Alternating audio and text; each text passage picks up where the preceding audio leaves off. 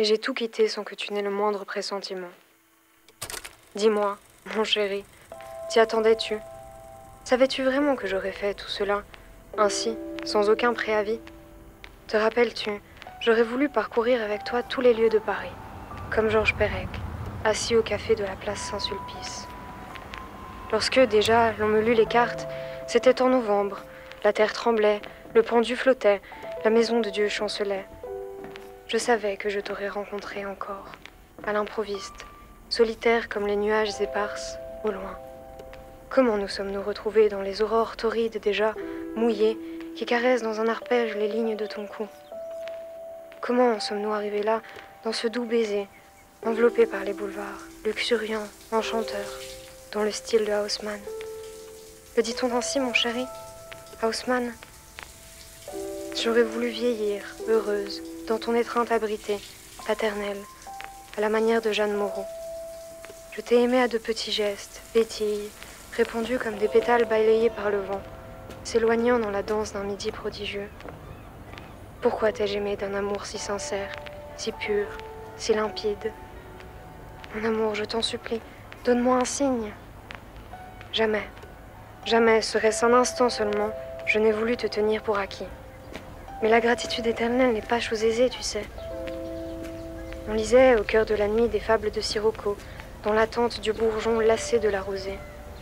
Cet être mortel, enfin, était serein. Je n'avais plus ce monde seulement, ce corps pour me soutenir, je n'étais plus détachée.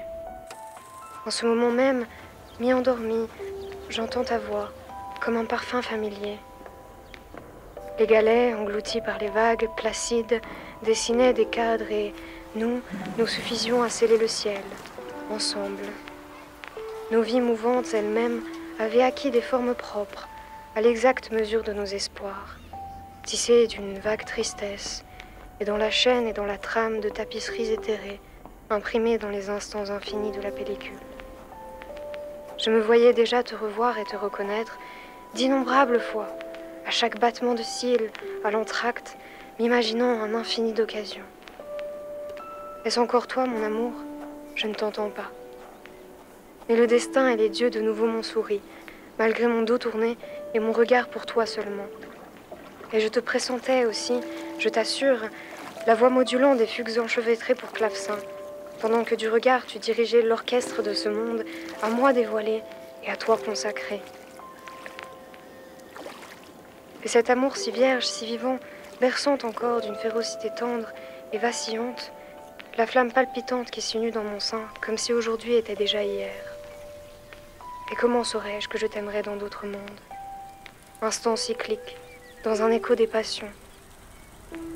J'ai perdu toutes mes certitudes, et j'ai tout quitté sans que tu n'aies le moindre pressentiment. À l'instant, à nouveau, encore, mon amour.